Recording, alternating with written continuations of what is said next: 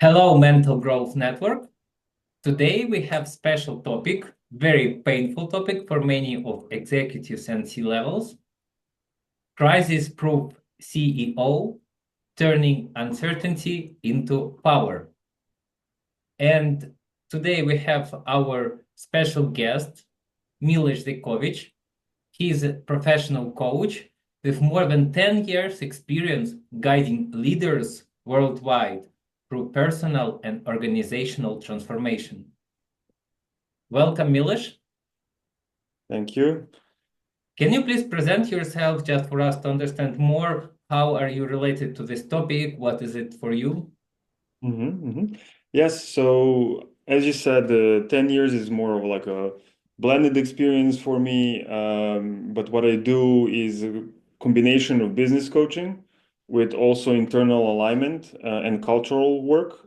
So when I do work with my clients, we do go into culture, we go into personal mindsets, we go into emotions, but also we marry all of that with the business goals that somebody has. So I do from executives, I can do all the way down, and I usually do all the way down with the whole company to make the change really sustainable. So even when I leave, people are left because they are more resilient. So they know what to do in the crisis, even if I'm not there. Can you talk about this crisis? What means crisis if we talk about executive management? Well, in executive management, we would say some unexpected event.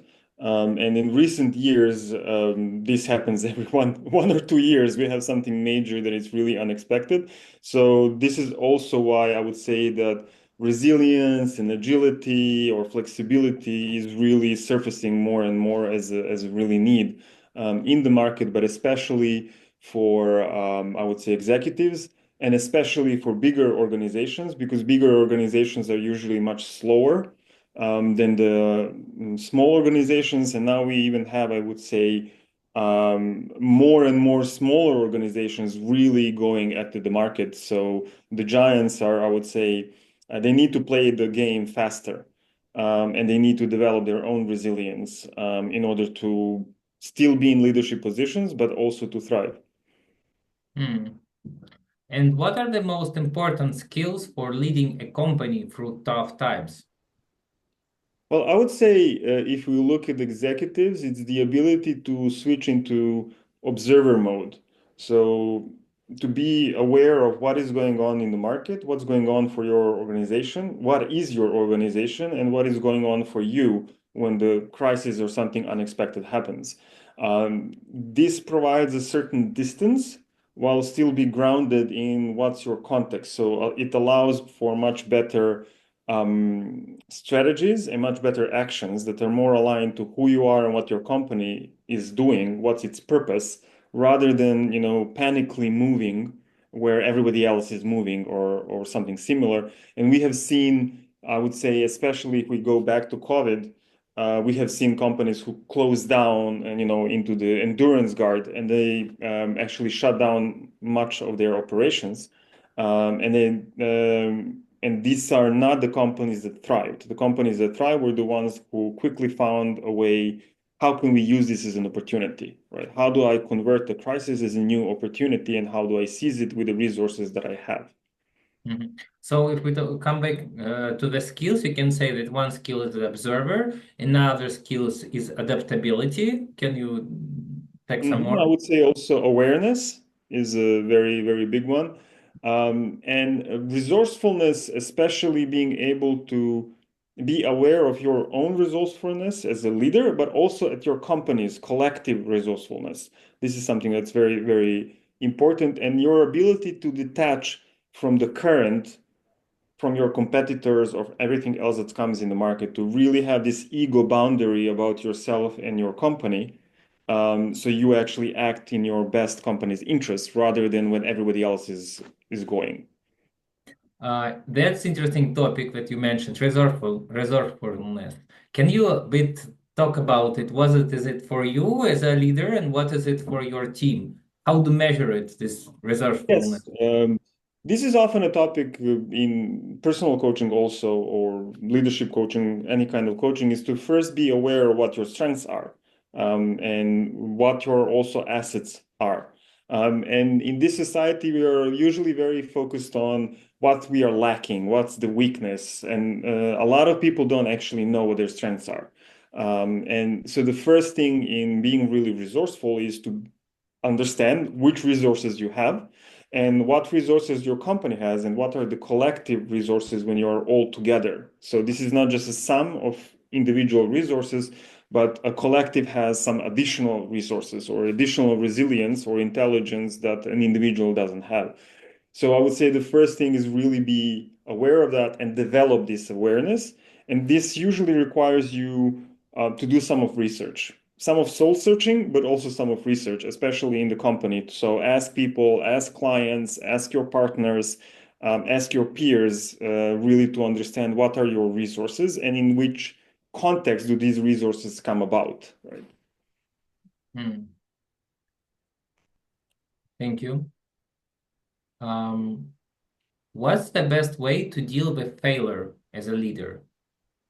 Oh, that's a good one. I would say the best one is to um, not have a mindset when you look at it as a failure. Especially today when things are so rapid and so many things change, and we have one crisis after another. Um, Really not being stuck in the mindset of I can control, I can prevent, I can plan, and if I don't, this is a failure. This mindset is really not very constructive for these times.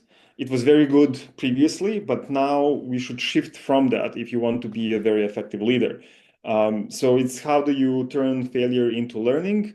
Maybe it's not, it's a phrase many use a lot, but how do you turn it into opportunity? So for me, the first thing is develop a mindset that will not see it as a failure, but it will see it as I did some action with the information that I had. Now I will have more information because I did the action. And with that, I can do something that's better or more meaningful in what I want to achieve. Hmm. And now I thought about your previous mark that you said about the collective intelligence. Can you talk more about this term? What does that mean? It's something like a corporate culture, or it is a combination of our, I don't know, traditions that we have, or what does that mean, corporate team or yes, your collective intelligence. What does that mean, and how how does you create it? I don't know. How do you control it? How you motivate it, or what you should do with that? Yes. Oh, it's a very interesting topic. So culture is definitely part of it. However, in order to harness collective intelligence, you really need to first think of your collective, let's say an organization or a team, that it has its own intelligence, that it's capable of processing, capable of learning, capable of brainstorming, so that you are not simply as a C-level executive, you're this control figure that just gives tasks to this team or to the organization, but to understand that they also have intelligence to do what they need to do. So one of the things how you train this is first is the culture that it's actually open to harness the intelligence of the collective that you have. Then you need to develop mechanisms that actually are structures that allow for this voice of the collective to be heard. So in agile space, we sometimes call this reviews or retrospectives, or you have collective planning or collective discovery sessions. Sometimes we refer to this as brainstorming sessions or as even executive offsites. So anywhere that you actually collect a group of people so you can brainstorm together and see uh, and really solve a problem. So that's one way also how to develop it. Another way is also to lead with more transparency. So lead by sharing what the purpose is and what the strategic goals of the organizations are and what's the purpose of a specific team. And then allow the team to have the autonomy and resources to figure it out themselves, right? Obviously, you will need to steer a little bit from here or there, especially if the team is new for this and if this culture is new in the organization. But this is something that can be absolutely developed. It takes some time, but the return of investment is really great because when I work with leaders, what happens after a few months is that they say, Miloš, this is awesome. Now I can actually invest my energy in the company as a whole, as a strategic thing, and what do we do in the market, and not what I need to tell to my team, or how do I direct them, or how do I do this instead of them, right? So there is a liberation of energy for executives to do much more strategic things. But there's also much more meaningful work for people in the team because they are also treated as intelligent beings, and they're also treated as teams capable of doing things. So a good analogy might be a sport team, right? A very well made sport team can do many things, right? Because they're a team rather than just a collective of individuals. And we can see this also with movements in organizations. We can see this in movements in the countries. So there is a lot of untapped potential, I would say, in organizations with this that we can really learn. And the first step is to acknowledge that it actually exists. And I'm very happy that you asked this because not many people are actually familiar with the term, let alone actually use that in their organizations. Yeah, and I think it's very interesting because it gives a new perspective. When we very often when we talk about leadership and executive roles, we think about yourself and your team, but you not really think that the team is also have its own kind of intelligence. You can say that there is some consciousness that unites everyone. If I got right, it sounds a bit like they have their own like mind, yes, which is maybe even subconscious in some case or something that has its own will, or I don't know, it influences somehow everyone. Can you talk about more? I'm interested. I understand that there is like IQ, where it's like more in logical, or there is EQ, which is more emotional thing. And what is collective consciousness? It's more like IQ, and you should like brainstorm and do frameworks to, I don't know, develop the creative and Well, both problem-solving skills actually, but or they have emotions.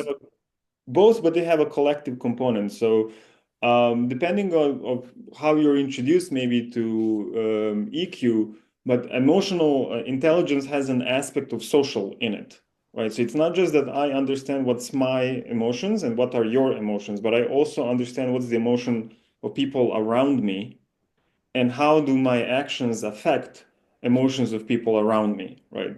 So there is, we can say, like a collective that does have its own mind. It has its own purpose. And this is some of the things I did a lot of agile transformation work and a lot of agile work. So for people that don't know, this is a lot about empowerment, autonomy, and self-managing teams.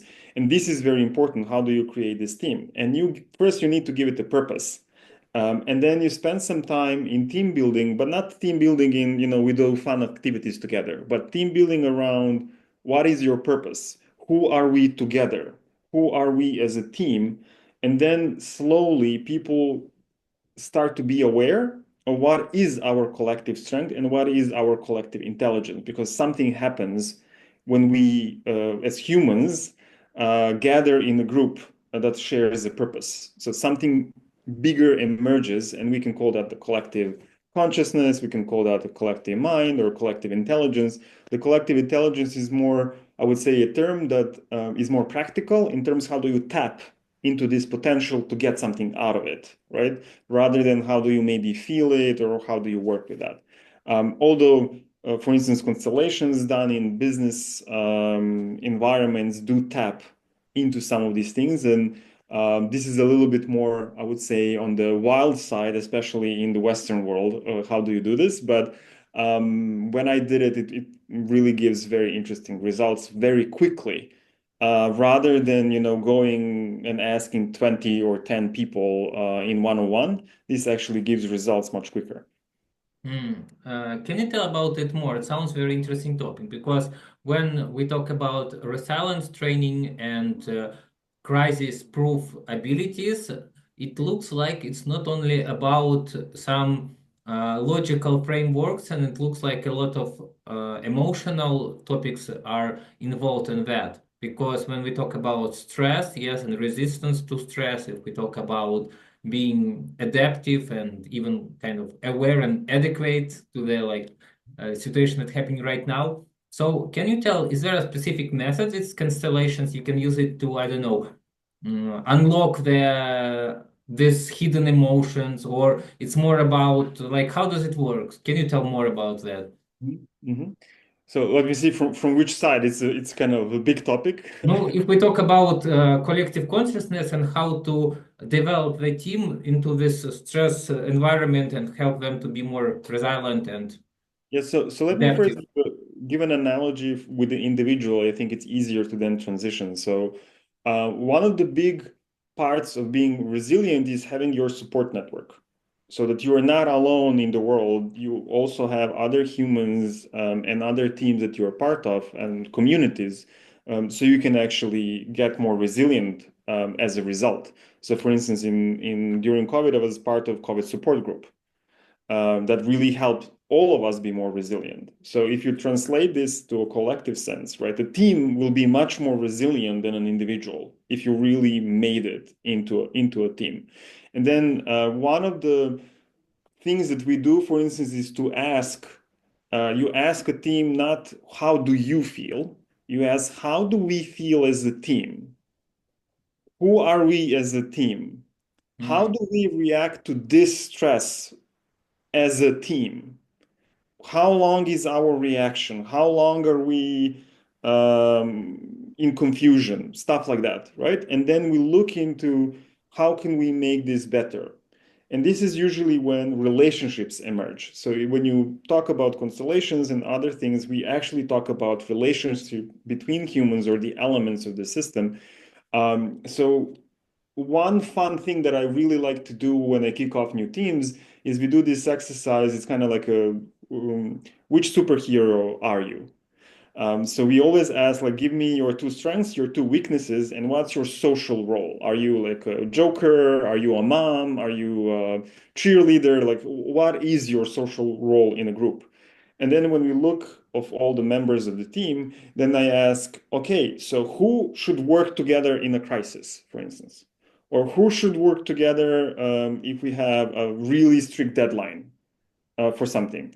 And who should work together if we want to get as many ideas as possible, and who should not work together? So this is a very interesting set of questions that develops relationships that then we create like a network actually of resilience because people now know with whom do you talk to. Kind of like a neural network, maybe, some certain cells connect to other cells, right? And now you have better communication and the messages come faster. So the overall result is that you're more adaptable, more aware, and more resilient as a collective or as a team. I hope these metaphors helped. It's sometimes it's a little bit difficult if you haven't experienced it live to really see how it works. mhm. Yeah, I think it's quite understandable that we should use our imagination and try to, from one point, kind of feel, or I don't know, intuitively see, or from other point, just logically make a conclusion that this person, for example, he's very stable. He's have this, I don't know, financial analytical skills, and he can be with cold mind. And so at this moment, we better like go to this directory because he will support us as a team. And when we need something creative, I don't know, we need to create new project, we need to think about it, boost our imagination, boost our creativity, we should go to that person. And if a Yes, team yes, knows key roles, key kind of qualities that we need, then we can be more sustainable as a team, and this will altogether create more resilient topic, a more yes. resilient With team. two, I would just add like two more things to your conclusion. So one is there is a social layer of it, right? So it's not just about your functional skill, it's also who you are in a crisis. So sometimes the most valuable member in the team during crisis is the one that says, okay, people, let's calm down. So it's not like the best analytical mind, but it's the first person that it's able to, make the persons aware that we are in a crisis, and we should first calm down, and then we might go to, the best brain of the team, the most coolest person. And then it's an act of balancing. So it's not an act of I have five people who to go to, which is discerning, right? Who do I pick? But it's an act of we as a collective, how do we balance? Because this shifted us maybe to be more emotional. Let's go to more rational side and we know where the power center is, or the opposite. So sometimes people are way too logical, and this is not appropriate. So, for instance, in marketing, in positioning, sometimes the emotional part is way more interesting in how you make decisions than the actual rational part. This is something to be tested, of course, but people who maybe delved more into it can understand this is what is going on. Also, if you are in an HR team in crisis, some of the social aspects or supporting aspects are more important than the logical ones. And this is sometimes what I see that C-level people make mistakes, that they treat everybody as being very logical, right? There is no reason for us to be emotional about this. This crisis will pass, blah, blah, blah. And there are some logical arguments for it. But many people are not logical at that point. So you need to balance also the message in your leadership when this crisis happens. Quite interesting. In my vision, what is so dangerous about crisis situations is that people start receiving a lot of chronic stress because their brain overworking, they stimulate amygdala in the brain, and they have this kind of emotion going more high, more high, more high. And if it starts being constant, this at some point will cause them a burnout. So, for example, for me, the mindfulness practitioner, I know that very important topic is not to overuse your system. So my question for you, how is that important? Like, if of course, I mean, when we talk about economical and business crisis, and especially for executive who are in charge of so many people and so big budgets, very often, how is this related? Is it really important what I talk? And it's very often kind of make them to be like down, and they cause illusions because just their brain is not working as it should, because it should work in more peaceful way. Otherwise, it's just not natural to work it, because amygdala is just making you not clear. So what can you say about the connection between chronic stress, being burnout, and crisis situations in the company?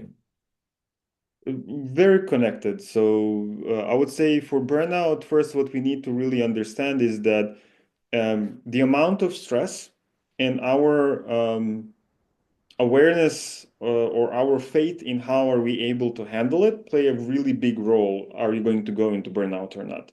So if we think that we have a support network, resources, and capability to deal with something, we can see this as a boring or a small challenge or a challenge, which is where we are the most resourceful, which is also why people like to drive like hard metrics or something that will challenge us, because when we are challenged, we give the best performance that we have. But if you go over, right, your support network, your resources, or your internal capability, this is where we go into burnout territory. And this is where people don't say, I feel positively stressed or I feel challenged. They say, I feel stressed, right? And if this is prolonged, our bodies are not really made, as you said, we're not made to experience prolonged stress or to experience very big or very strong emotions in a very prolonged way. So this actually deteriorates our ability to be, not just to make decisions. And especially if we are more emotional, because it actually narrows down our focus. And burnout is very dangerous because then the primary motivator is, how do I not get more stress? So people then can make a lot of mistakes. They can act very socially. And for a leader, this can be even more problematic because they're at the head of an organization. So it is a very, very important topic. And obviously, if we have a crisis that we didn't have anything similar, and more crises are like this, right? We will feel as not equipped to deal with it. There will be a question, do we have the adequate resources and do we have the adequate support network? So these crises are more hitting us, right, to go into the burnout mode. So one of the things that I always do here with leaders is how do you recognize that you're off balance? So this is the first thing. Capture the moment and then do whatever you need to do to get your body closer to balance. So this can be mindfulness exercise, this can be meditation, this can be qigong if you do that, or yoga if you do that. It can be shopping for some. I had some executives that actually shopping is a stress relief. Um, Also, they could back that with how much the income they have. Or it can be a walk in the forest or family dinner or playing with kids. It can be something that tunes us in and gives us energy because we need to be in this balanced state to actually deal with the stress. So first become aware, then know which activities are then good for you to balance you in that. And then if you can, and most people can, reach out with somebody and again use this collective thing that we all have access to make a decision. And this is something that I see, especially C levels and executives don't excel at because it's more of a competition arena energy, and people don't want to show any weakness. But this is very problematic because most of CEOs and C-level people that I work with feel very alone. And being alone in burnout, in crisis, is a really bad position for any human, especially the human that leads an organization, because nobody is really, in my experience, nobody is really completely heartless, right? So the weight of I have an organization with 20, 50, 100, 1,000, 5,000 people is something that will weight you down in the crisis, right? Especially if it's a threatening crisis to the organization. So this is where I see even more importance in connecting with other people, and using this support network to balance yourself back, and then go into that observation mode that we mentioned. Like, how do I get into that mode? And then I look as if it's not my company, right? As if I'm here and there is a company and here's the market and here's the crisis. And then you ask yourself, what do I do, right? What would this person do?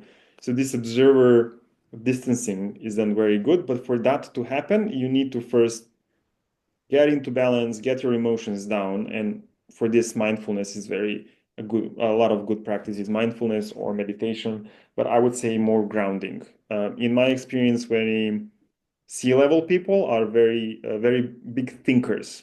So it's not about them meditating on something, it's about them grounding, really literally grounding into their body, feeling the earth and balance like that. And then we can go and deal with this huge problem, right? Once we are ourselves again. In this case, there is one interesting tendency right now in the market, in executive leadership market, called retreats. So people gather between each other. I don't know, business people go together, or they join their team and they go somewhere in the mountains. Sometimes they do meditation, they do trekking, they do yoga, they do, I don't know, whatever, qigong. They even sometimes do farming, just working with earth under the hot sun, whatever they try to do to get this ground position. What do you think about these retreats in general? How is it really important to use this? How often should you do that to be, I don't know, adequate, to have enough energy to deal with that? Can you tell more about this retreats as an instrument? Is it useful or not? Maybe you can do the same like at home during 20-minute meditation, no need to do retreats, or there is some specific need of that. Please tell more about this instrument. I would say the retreat as an instrument is a special one, right? Obviously, I would recommend doing meditation even on a daily basis, or some grounding things, or going to a spa once a month, or a good massage or something like that. I think that we really need to treat our bodies.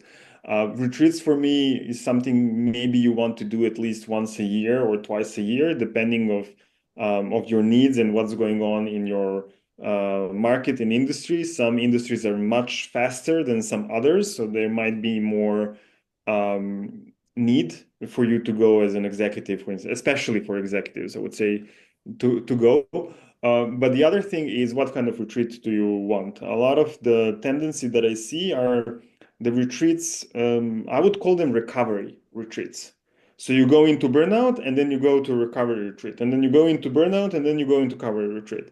I think that my personal opinion is that this may be very useful, but it's not very healthy to go through these cycles, and it's better to go to retreats that will really lift up your ability to be more resilient. And resilient means how quickly do we recover, right? To develop this muscle of resilience in the retreats, and then I think you would need less retreats or they would need to be less deep or less long to actually be able to recover. But apart from that, if the retreat is also keeping you in touch with other leaders, and this helps you shift and develop even that networking and support network, but also helps you, rewire your brain because there's another set of brain that thinks completely differently. I think there is additional value add in retreats like this because you will emerge as a much better leader, much better connected, but also with new synapses in your brain, which will also make you more adaptable, not just more resilient. And I think this is a big difference between enduring and being resilient. And then what I see is that people invest a lot of in let me endure all of this, and then I will go to retreat to recover. And my suggestion would be develop the resilience, invest into collective intelligence, invest into your support network, and go to retreats that are really working into that mode rather than just recovery. Yes, I agree with you, but I feel same that it's still useful because really sometimes, especially for those people who work in management and they have family and they don't really have time to be with themselves. Like, for example, even with if we talk about neurology, neurobiology, yeah, and stimulation of dopamine non-stop, if you will just have 6 hours of not stimulating it. So without phone, without calls, without imagination, about your dreams, about your aims, or about some past mistakes, if it is overstimulating your brain all the time.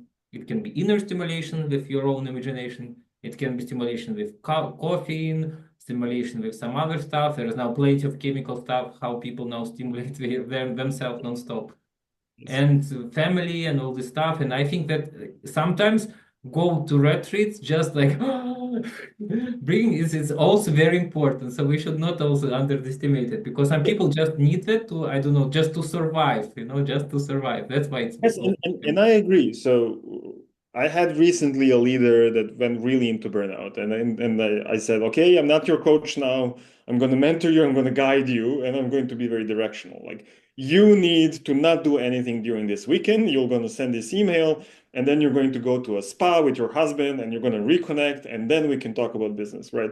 So if you are already in burnout, absolutely go first and recover. That's like the first step that you need to do, right?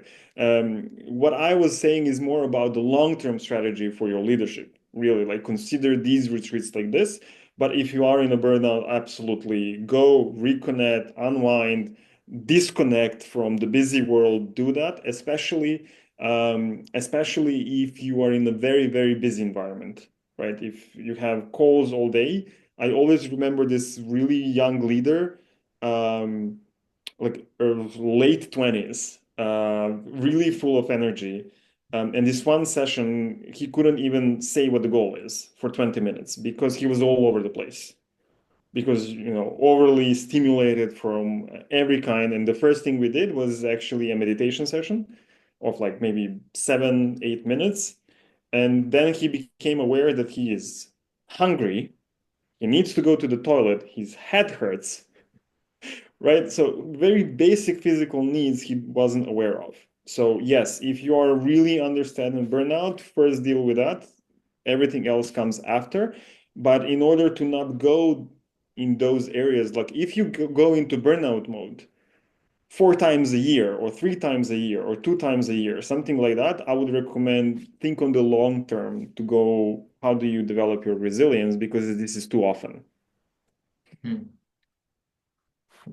I agree. Yes, so it's important to develop your own skills, same time be a knowledge of your condition, and if you feel over, yes, it's time to stop, recover, and come back to work. Because sometimes we think about deadlines, but the point is that deadline can happen to you, to your body, to your like health, and this is that this deadline you Yes. can't miss. You will feel it for sure. So better not to go to that stage, and on before go to forest retreat, I don't know, yoga retreat, yes, or even if you can match both retreats that are useful for your developing Yes, skills and with your the spouse. relaxing. Your spouse or partner. I cannot emphasize this enough. We talked about collectives here. So most of executives and C levels have families. Like really connect with them. Sometimes people neglect them, not because they don't love them, but because they say, for instance, "Oh, I want the best school for my kids, so I'm gonna work myself to death this week." But their kid or their spouse actually miss a coffee with them, right? And this can actually affect relationships. And I've seen this in my practice. And every time I see this, I raise the flag and I'm okay, let's deal with this aspect too. So we are physical beings, so our body, as you mentioned, right? We're also social beings, so our partners, our support network, let's think about that too. And then we have the business, so what do we want to achieve, our action parts. So then, see what's out of balance and then choose the retreat that's right for you, I would say, in there. So again, awareness. We're coming back to that, yes. Let's talk a bit about the employees. So Hmm. if there is a crisis situation in your company and employees start to feel insecure, Hmm. how can a CEO build trust when employees feel insecure? Hmm.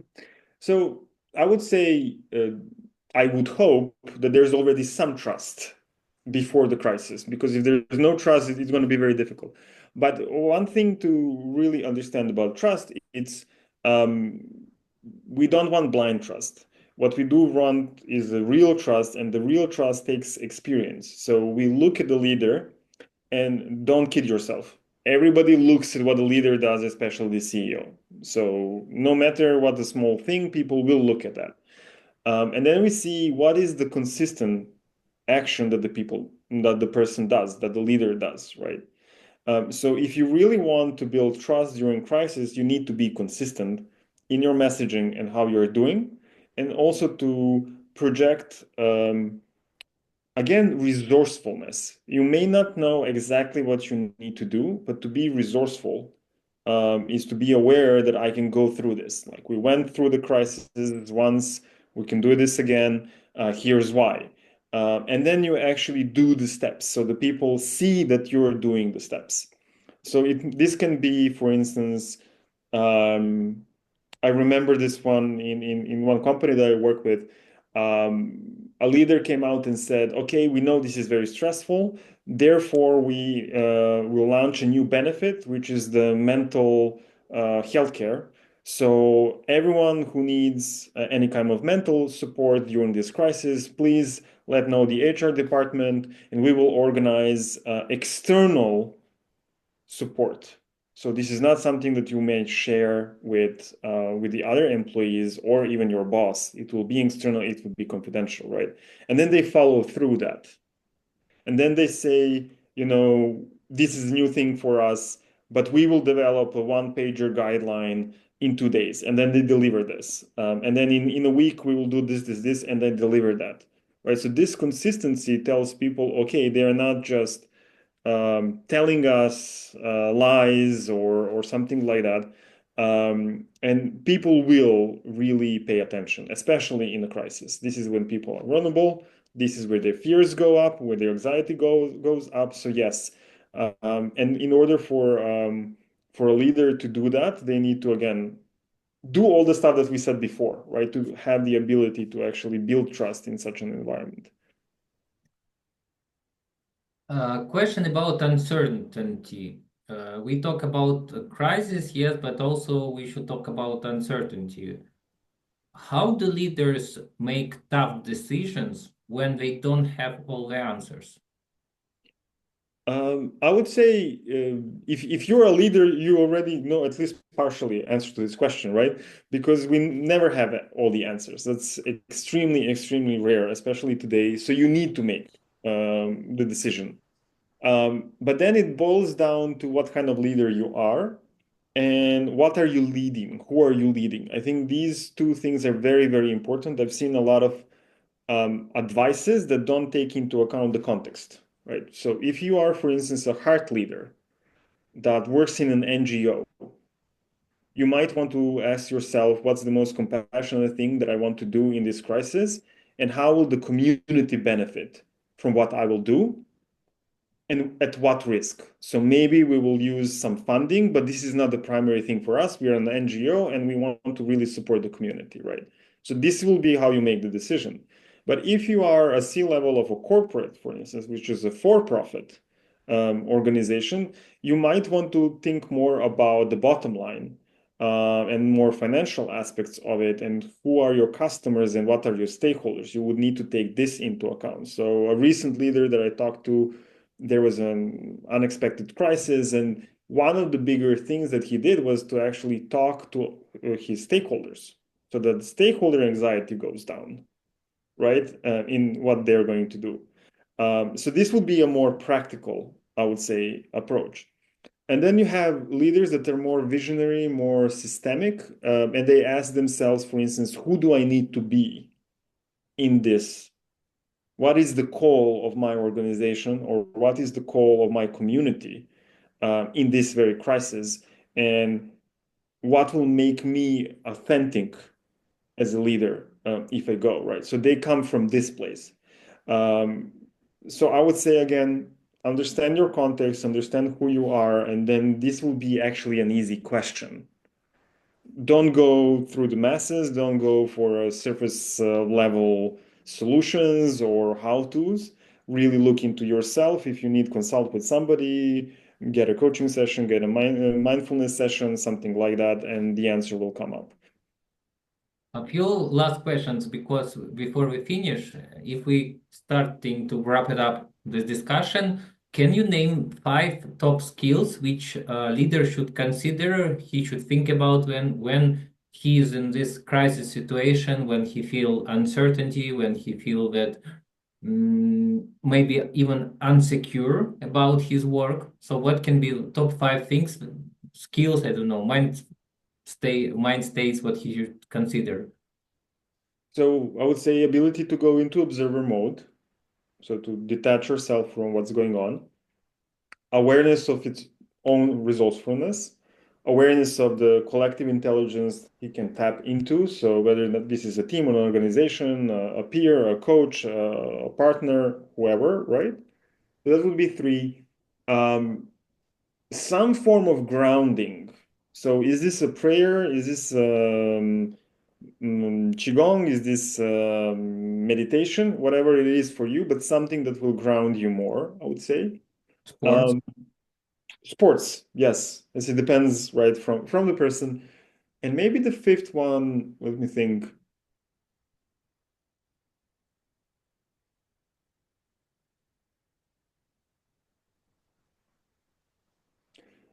It's truly understand who you are, like what drives you. Because emotions, I like to say there is emotion in this word, right? So this is what makes us go. This is what makes us have energy. So if you understand what this is, and this is something that doesn't change, right? This is who you are. This is what motivates you. This is what moves you. If you know what this is and you can tap into it during crisis, you're going to be fine. Hmm. Uh, Last question. If you could give one piece of advice to leaders facing uncertainty, what it be? Let go Let, of control. let go of control. Yes. Very hard. Let go of control. Um, I will steal, I'm not sure where the quote is. Uncertainty is like gravity. You don't fight it. It's just the world we live in. So accept that you cannot control it. Um, this doesn't mean you don't plan, right? So there is a famous quote, uh, plans are useless planning is everything. So continue planning, assessing the risk, all of that, but let go that you can control the future and that you can control whatever is going on and that you can predict everything. This is not possible. But you can develop yourself, you can develop your organization, you can develop your team, your culture to be more resilient. And in facing the uncertainty, this is something that you can do. But controlling the future, no. Let go of that. Thank you so much. It's a Uh, pleasure. so this was Miloš Zekovic in our podcast, Crisis Prof CEO, Turning Uncertainty into Power. And Miloš is a professional coach with more than 10 years of experience guiding leaders through personal and organizational transformation. And this was me, E. Meander. I'm digital health expert and community leader of Mental Growth Network.